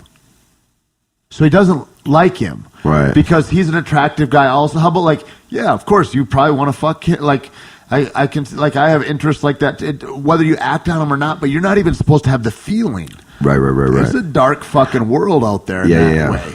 Totally. I dated a girl once who, I loved her very much, and we, she was almost married to this guy, and he's like just really like, pretty popular musician and whatnot, and they still remained friends. They still remained friends, and we would always go see his shows. And I kind of became friends with him too, and I knew they fucking almost got married, and he was like this great guy, and it was a little kind of uncomfortable for a while, but then we got to be good friends, not good friends, but we were cool with each other. You and the guy. Yeah, cool with each other. Always go see him perform, always go hang out. And that was the only weird thing where it's like, hey, let's go watch how great this guy is. You dumb fuck, you know what I mean? Right. You unsuccessful comic, and come watch. But you know what? I got to do that. That was all totally cool. And then she and I remained friends even after we broke up. And then I had invited her to a couple big shows I was doing. Like, hey, feel free to come. I'll put you guys on the list. Right. And she was engaged at the time. Now she's married. But she was engaged. She's like, yeah, I can't really come because I don't want to make my fiance uncomfortable. And I'm like, you cunt. I used to have to go watch your ex-boyfriend be a rock star every 3 months. Right. And I was cool with it. And now you can't come to my comedy show? Also, oh, hey, Jason, I'm just going to run backstage and go see Tim real quick and just say hi. I brought him this gift. He used to like these chocolates. Okay, I'll wait here. Like, I can just imagine. 100%. You know what I mean? Like, fucking cut it out. 100%. Yeah. And then it's like, now with your new, like, it's not cool with him, so you don't do that anymore? It's a trip. Jeez, all those things, but then also like open relationships and shit. I don't see that stuff working. The left side of it doesn't work, and the right side of it doesn't work. Yeah, it's the open relationship is a disaster. Or a threesome. A threesome only works if all three parties have no relation whatsoever. It's a weird deal. I've never heard of somebody that's in a relationship with somebody that's like, hey, let's spice it up. One of the nicest sexual relationships I had was with two girls. Was like, You mean continuous or just like an evening? No, a couple evenings, yeah. Okay. But it was like freeing in that way, where there was no jealousy, there was no weirdness. It's like, but none of you were dating. They weren't dating. You weren't dating either one of them. Yeah. Yeah, that's why it worked. That's why it worked, because you're like, hey, we're just doing this.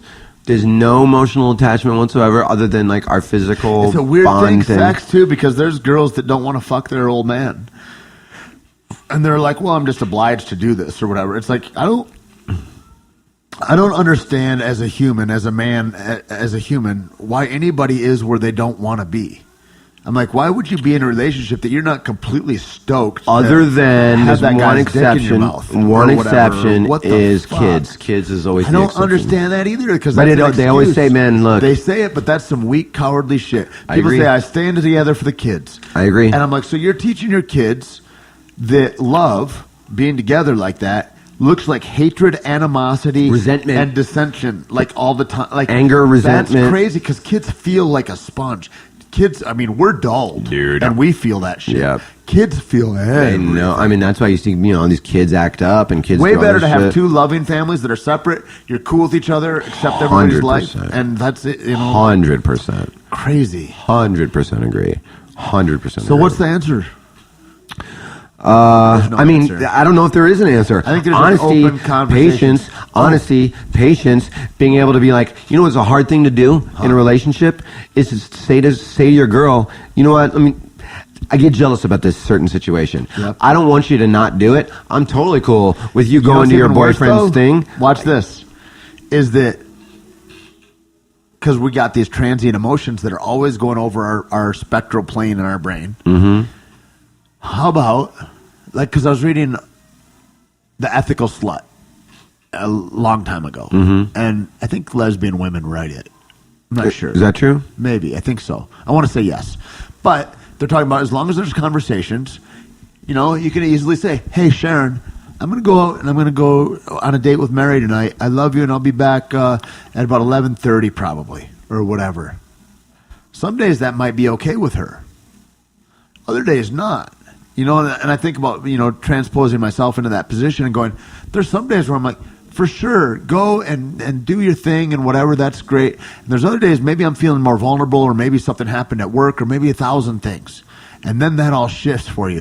And so the thing is these conversations that everybody's scared to have anyway are the things that you need to be having multiple times daily sometimes, because the emotional forefront changes. Right. And you've got to be loving, and you can't ever use it against your mate or whatever to go, well, you told me you felt like this, and now you're feeling like this. No, as soon as they say now you're feeling like this, you got to change gears. Mm-hmm. Nothing is certain. Nothing is, it's I don't know. I think a lot of it is just like, fear of rejection, fear of not being good enough, fear of somebody else being better than you or something. There's Sure. that like primate that success thing is a There's huge that thing. Like primate going to watch thing. the rock star Sure. or all that stuff. That's a huge deal.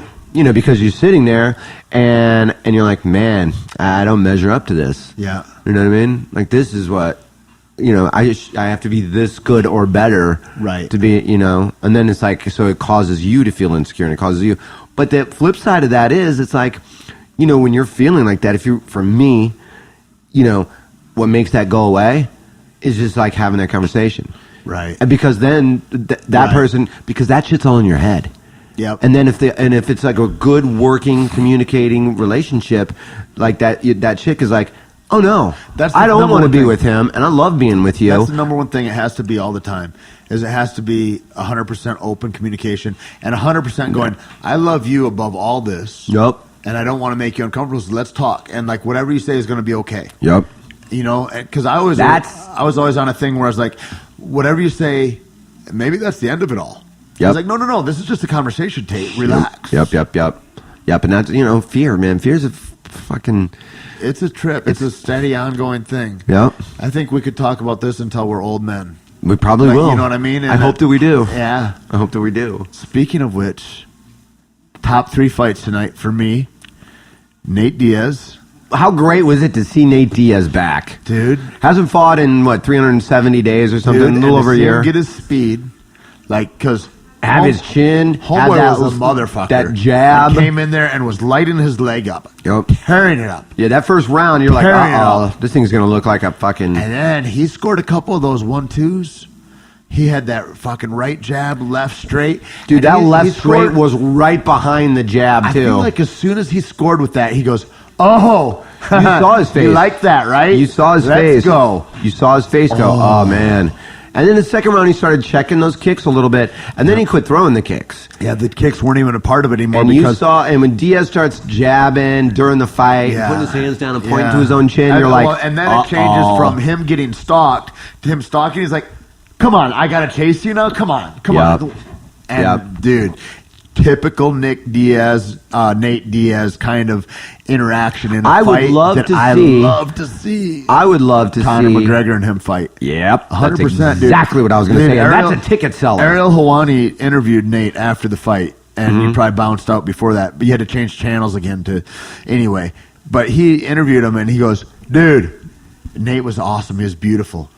He didn't cuss at all, which he did on the thing." I saw the uncensored version of I that. watched that too. Me too. I texted Rogan right away. I'm like, "What did he say?" Because it was all bleeped. What did Joe say? He didn't say anything. He's busy. Busy. I'm sure. He's working. I guess. But he goes, nobody, he says, come on, Connor, let's just do this, man. Let's fight. I'm the only guy. He's like, I'm the champ here at 155. He's like, there's none of these other guys. He's like, you already punked out everybody. You already beat all them at a press conference. Oh, all those guys are punked out. You already punked everybody at the press conference. I'm the only guy left. Let's go. You know that I'm the one that's going to be here standing. And da-da-da-da-da. Yeah. He's like, you call me, I'll call you. We'll get it done. Let's go.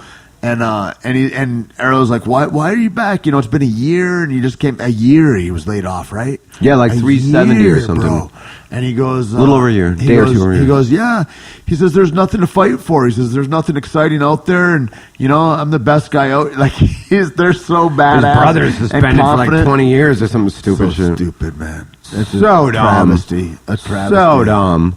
So that fight, and then Big Alistair. What did you think of Alistair when you saw Alistair JDS? That first round, I thought was. People say it's boring, but it's like, man, big boys in the heavyweight division.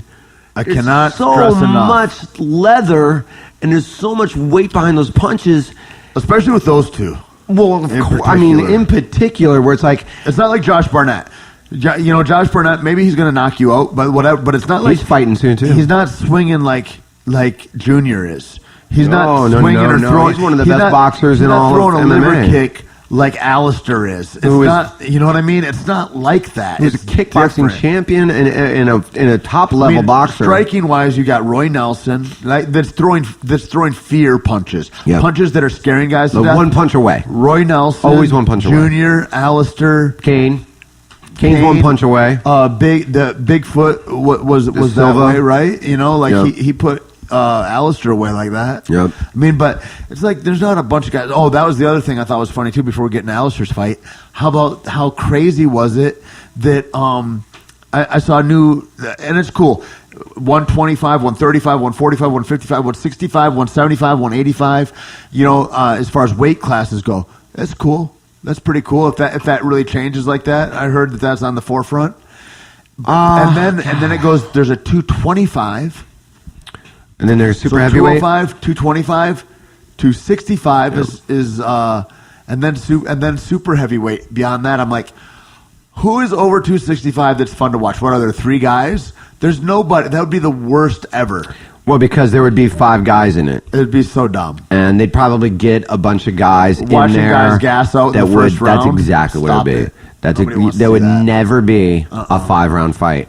Because even if they got to round 4, both of them are on their hands and knees, sucking wind. Dude, the slowest punches ever. Oh, God. You could put Mighty Mouse in there, and he wouldn't be in danger of getting knocked out, and he would fuck them Probably. up. Probably just run around. So I liked that fight. Not a lot of shit happened. That's the heavyweight division. I didn't understand the changing stances Alistair was doing. From southpaw to... Yeah. And then he was also... moving to his power hand. That surprised me too. Which is away dangerous. From his power hand. It was weird. That was really dangerous. I was wondering. Rogan even mentioned that too. I was periscoping, and I was like, is he hurt? Is he hurt? Is there something going on that we don't know as the viewer? That he's protecting, that Overeem's doing. Yeah, why is he moving in such a fashion? I don't know if it was... When I get back to Albuquerque, I'm going to try to get him on that. I'm going to try to because he was, he's walking right towards that right, which is about the most dangerous thing you can do with JDS. Super dangerous. Other than put your hands behind your back and walk forward. What do you think about the stoppage? That was the other thing, controversial. Here's the thing about that. For that stoppage... What we see is a big left hook, right? Big left hook. He goes for a big hammer fist. Misses a hammer fist. Misses it. Kind of... Maybe he strikes his chest or stomach a little bit, glancing blow. It was more glancing than maybe connecting. It goes for a couple more that aren't really anything. And then As JDS starts is sitting up. turning over. Yep. He sits up and turns all the way over, and he's about to come up onto 3 and stand, right? And, and they stop it. I'd have let him get up if I'm the ref. I think I thought both these stoppages. That was I thought both these stoppages, including Cowboy, premature. A little bit, you know. But then again, you know, I'm not, you know, the refs. I can't remember which guys were refing. Dan Religati and then Herb Dean, I believe. Herb Dean was the second one. Yeah. So those are guys very reputable. And, you know, you look at these guys, we're like, I'm not in there. I'm not looking at the What face. they're seeing. It's a hard and job, then those, man. if their eyes look a little cuckoo and they just look out of it, I'm all about protecting these guys. Mike Jr. was early. Everybody wants to see a good fight. Everybody wants to see it go as long as it possibly can. Everybody wants to see, but it's like, you got to think longevity. You got to think concussion. You got to think brain damage. You got to think long term for these guys. I'd much rather see these guys protected and get to fight again. Both of them were in danger and in trouble. And sure, if you let them throw 10 or 12 more punches to the back of the head or start raining elbows on them just to completely knock them unconscious. I think JDS was going to get up, though. I think he could have turned into it. He could have weathered that storm. Cowboy, he was protecting. He had his right hand up on his ear and head. Yep. He was protecting very well. But the one thing that would have changed it, you know, would have been if he Granby rolled and would have taken the guard position. Now, that would have been dangerous with the dude, but he was just kneeling, waiting for him to get tired out by punching his head, and you cannot expect to not have a ref stoppage in that thing. One thing that I hate the difference is he was frozen and JDS was moving. Correct. One thing, but then again, it's like, you know, you think, if I'm a ref, which again, I don't, you know, profess to be, I would love to do it. It would be fun to do once. But if you're in there, I think you got to factor in weight classes. And if there's a guy that's if they're both a little wobbly, right, and one guy's 265 throwing punches to a guy that's not completely protecting himself. Yeah, but you got to throw in also the fact that could be either their demise. Like somebody's going towards the belt and somebody's going away. Yeah. You know what I mean? You're looking at people's jobs. Yeah. And that's just harsh. Yeah. Yep. And, you know, you look back at the McDonald Diaz fight.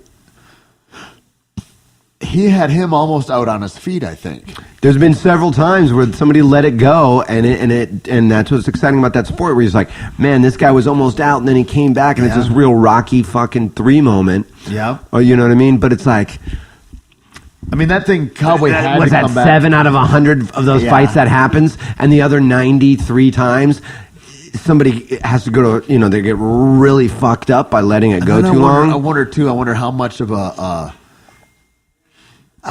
of it's different if it's on pay-per-view or if it's on free TV. That's interesting too. You know what I mean? I wonder where they if they're don't like, let we don't people want to let it see get crazy that. on free TV. We don't want only hardcore fans on the That's pay-per-view. an interesting point, man. I wonder if there's different parameters that they're That's given. That's a wonderful question. If they go, hey man, this is on Fox, so you can't. Don't let somebody get split open. If they look a little hurt, go ahead and cuss if we're on pay-per-view. Go ahead and cuss, Nate.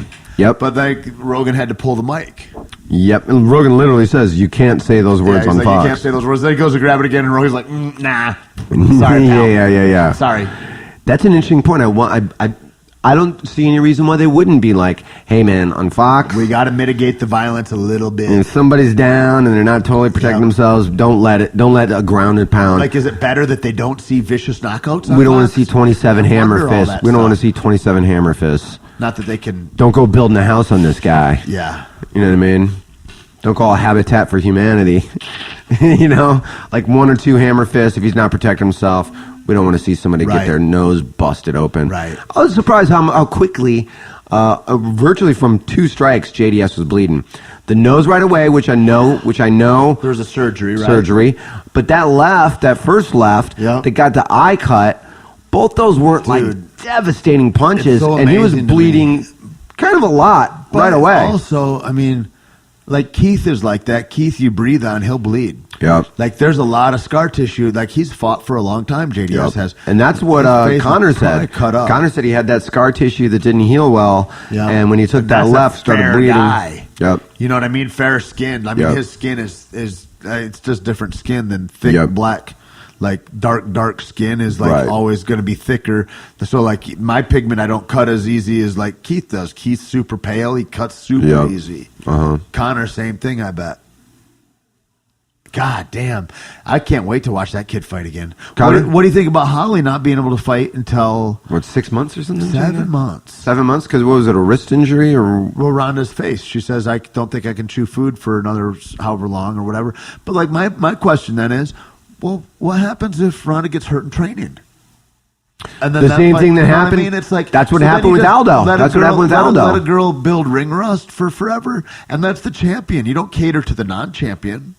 What's Well, going on? I think that, I mean, is there a cogent explanation for that? I don't know if there is, but I think, somebody like Holly Holm, I mean, you can go, well, the ring. I think Ronda's more susceptible to octagon rust or ring rust than Holly is because, Ronda's fought, 12 times in her life? Right. Versus Holly, who's, Tons. 35 boxing matches, probably 20-something kickboxing and 6 MMA. I mean, she's got probably 60 fights in a professional level, 50-something fights in a professional level under her belt.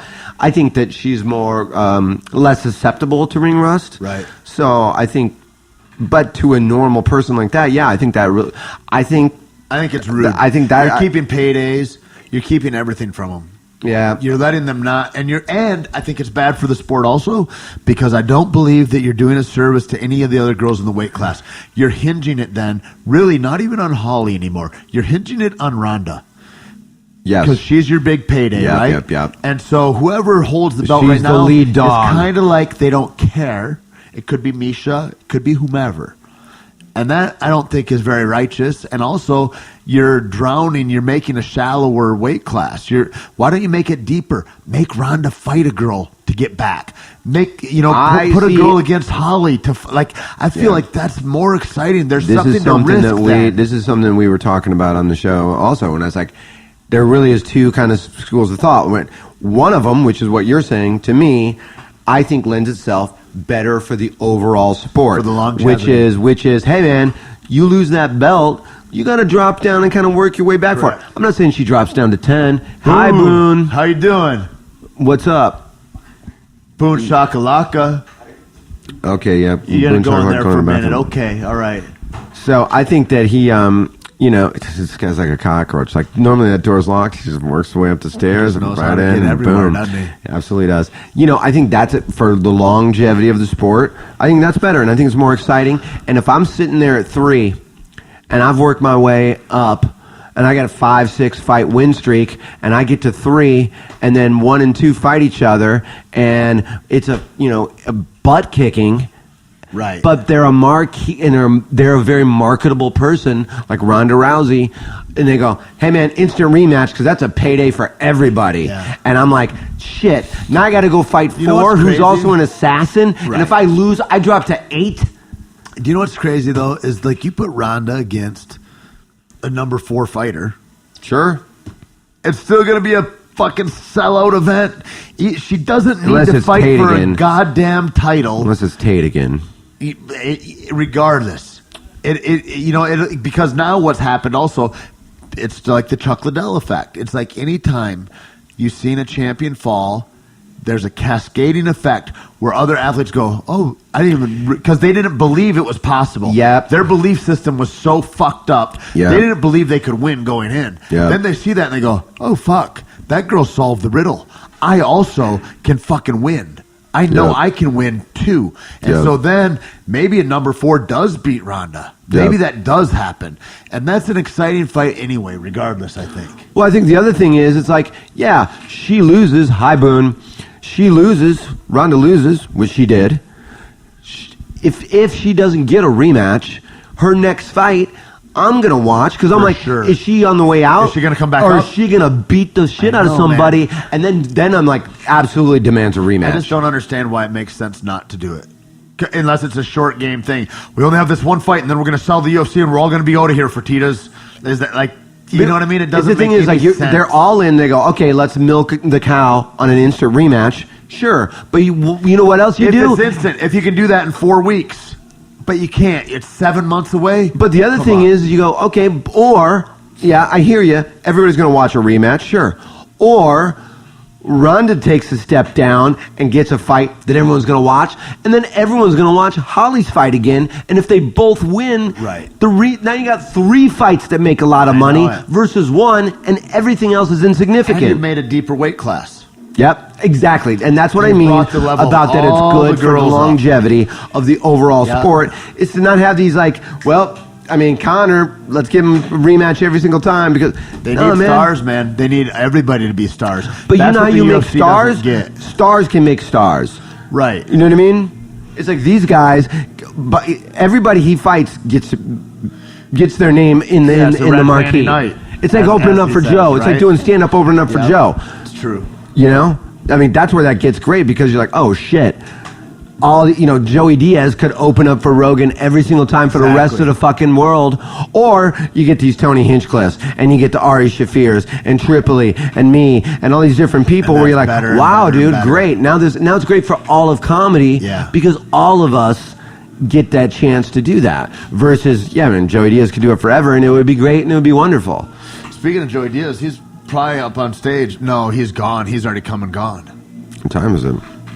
Wow, it's winter. 30 almost. Wow. Where's this music coming from? It sounds like karaoke-ish. It's like rock something. It's quite right. We're not going to take it. Meets with Christmassy. Meets Christmas carols. Yeah, it's weird. Boone just slipped away into another room. That's what he does, man. Amazing. That's what he does. So what's your Christmas is here in L.A.? Christmas here in L.A. New Year's I'll be at the Comedy Store here. I'm literally at this club. Just hanging out. What are you doing? You staying here? I'm going to go see my mom and see what she wants to do. I don't know. It's probably expensive to go somewhere like Hawaii for Christmas, right? That's when everybody goes there? I would imagine. I'd love to be able to take my mom somewhere. So I'm seeing if she'll break free of where she is to go do something like that. And then I'm hoping I'll be back here for Rogan's show on the 1st. Oh, that's a good show. Duncan, Ari, Rogan, Diaz at the Wiltern. Yeah, and the Honey Boo Boo Band or whatever it is. Yeah. That's not what it is. Honey. That's not Honey Boo Boo Band. The fuck? Isn't that the mom of that little shitty kid? That little fucking. All right. Well, goddamn it. Let's wrap it up, man. I love you very, very, very much. We should do this regularly. You got to do Punch Drunk when we get back. We got 2 weeks off. Okay. So we're back after the first. Why do you take time off? Because Get yourself a Zoom and get out there in the world. I'm starting a new show. Ari, what is it? Actually, I can even go ahead and announce this right now. I think this is the first time I'm talking about it. Right. Starting in January, I'm going to start my own show, my own podcast, also on All Things Comedy, called The Pod Couple, with me and a certain guy that was just in this room. Really? Yes. And I'm going to introduce this young man named Boone Shakalaka to the world. I would like, because one thing I get the most on Facebook, what's the deal with this guy? Dude, people ask me on Periscope when I come down here and I Periscope Boone, and they're like, fuck, people like months later go, hey, are you gonna, where's Boone? Did he steal from anybody? Are you gonna, like, all that stuff all the time? So I'm just going to, I'll do an hour-long pod once a week with him. And that's fucking phenomenal. What a great idea. Introduce the video and everything, yeah. And be able to introduce the world to this guy that everybody here has grown to love, and you're just so curious about him. Where do you live? Where do you sleep? Where do you get all these things you sell? What's your real name?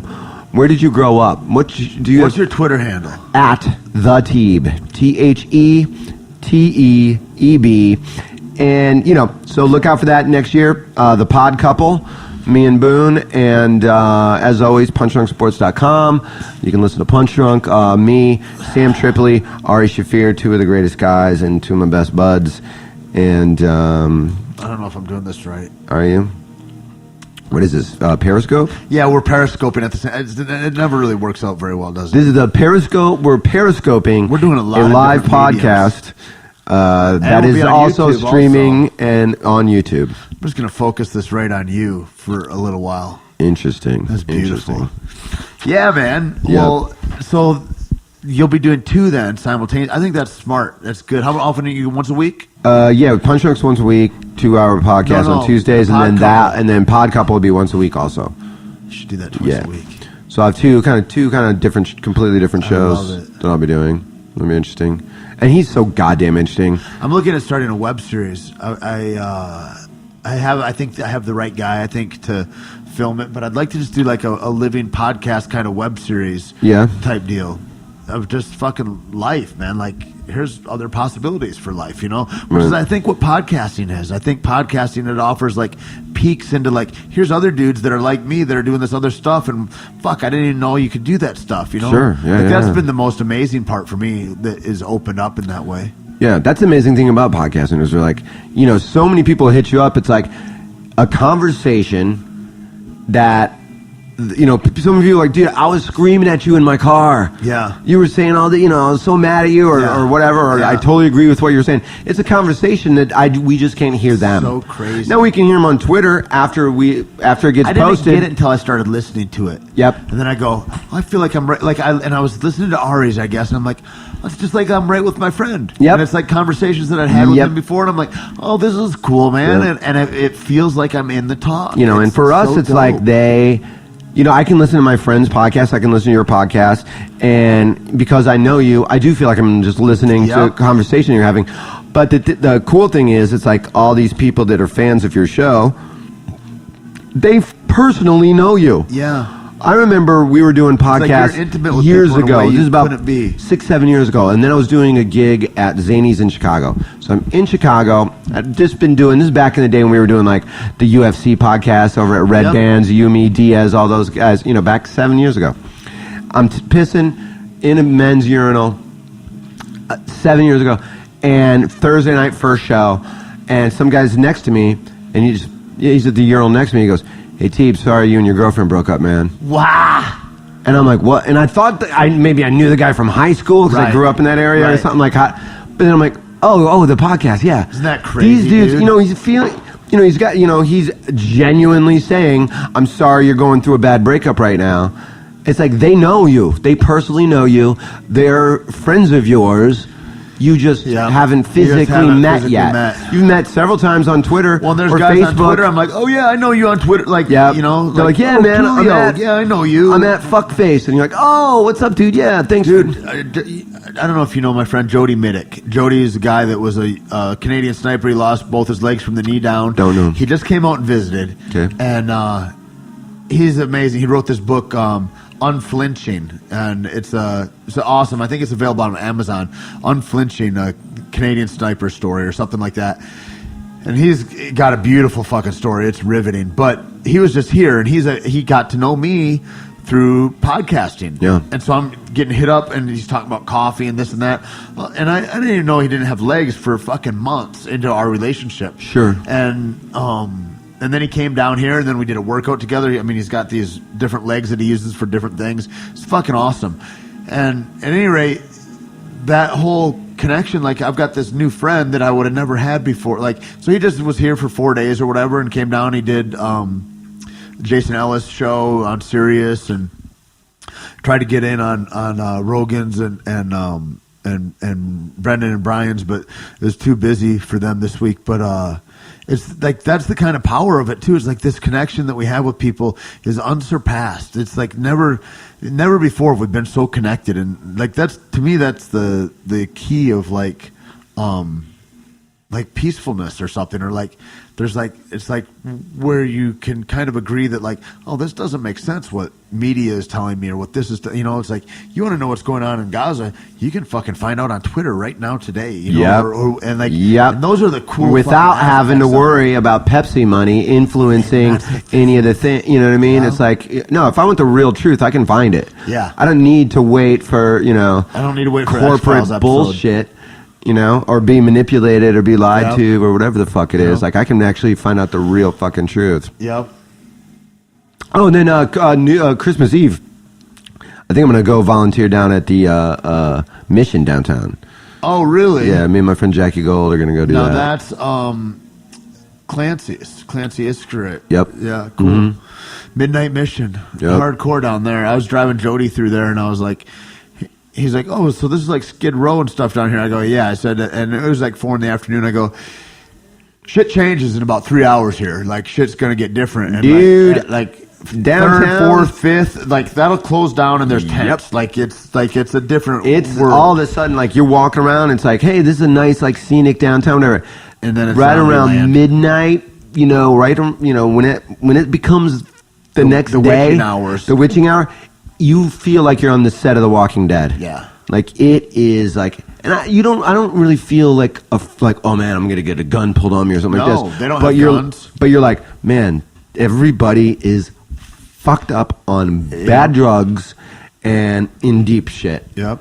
You might get stabbed with a hypodermic. Yep. You might or a screwdriver or bitten. Yep. It's not so much the fear as it is the hopelessness that's palpable. It's something crazy, man. You know what I mean? You're just like, oh man, how do you get out of this? Somebody sent me a tweet about somebody dumping. There's a story about them picking up bums from somewhere and taking them somewhere else, and I know they're dumping them into like the Inland Empire or something like that. You always hear stories of that. I remember there were some town was giving people. Where was it? I know in Detroit they moved a lot of people like that. They were doing that, but they were giving people one-way bus tickets to Santa Monica from another state. Fucking there. Another state was doing that. So rude. And that's one governor gets pissed off, and another goes, you know what? Fuck you. Here we go. Yep. You're just like, hey man, get it. If I was homeless though in the Midwest or in those cold cities, or whatever. Yep. Every quarter that I got, I'd just be like, how much is it for a one-way bus ticket to LA? Where would you want to go? LA. Really? San Diego. It gets cold here. I would go to San Diego. If cold here, go to Chicago. Homeless people freeze to death. If I got to sleep outside, I'd be the best place. San Diego, probably. San Diego would be good. Yep. Because you get enough combination of like, it's warm, but then there's enough wealth there that people might be a little more generous. That's why they like Santa Monica, because people are rich. Yep. And they're like, oh yeah, here's $5. Isn't that crazy? I think you go to like Hills. You can't fuck with. Sorry. Oh no. Dude, they tried to run that train through there, and they just went nuts. Yeah. Tell me, dude, you know what I pay in property taxes? You know how much I have to pay to live in this neighborhood? And now you want to run a subway through here, so a bunch of crazy drug addicts. You're going to fucking stop my traffic, and you're going to do construction here for 4 years? No, you're not. Yep. In a weird way, you go like, oh, you selfish pricks. But in another way, you go, I get it. Yeah. I get it. For sure. You either work very hard or you just have a lot of, for whatever reason. Yep. If I was you, it's easy for us to sit here and go, oh, the rich people being jerks. It's a weird thing, though, to go, I bought this, and I bought it with the idea that my neighborhood's never going to change. Sure. You can't say that. You know what I mean? It's like, that's city planning. Of course, clearly we're not caught up with it. But you can also go, well, I bought this, and part of the reason I bought this was it's secluded. And it is kind of out of the way of all the riffraffs and you live in all this. Los Angeles. Yeah. But eventually, you got to go like, well, guess what? Right. There's a lot of fucking people on this planet, and that number's growing. So I just drove to San Diego, and it was not... Yeah, it was the middle of the day. Great time. Anyway, so the pod couple. Yep. Punch Drunk on Tuesdays. Yep. And the Teeb. Yep. And then you can check me out on Jayson Thibault on Instagram. Somebody took the Teeb and they only posted one picture of them sticking their tongue out. They did the same shit with Caveman Coffee, some jackass. They took it. It's just so one guy. Caveman Coffee Co. It's one. I think it's a girl. Really? Just sticking her tongue out. Only posted one picture. And they're like, and I'm like, you know what? No, I'm not going to play this game. Then she disappears and you can never get it from her. I'm not going to play this check game. that account again. It's horrible. I'm not going to play this game. Fuck you. I'm not going to hit you So up. where are you at on Instagram? Jayson Thibault on Instagram. Spell that. JaySonThibault, as in boy, AULT. I love that. French Canadian nightmare. Or dream. Or a dream. Either way. Either which way, you're sleeping. I love you. You can find me at Tait Fletcher, TaitFletcher, and Caveman Coffee Co. on Instagram. And thanks very much, motherfuckers. I hope you enjoyed it, and we'll talk to you soon. I love you. Happy holidays, everybody.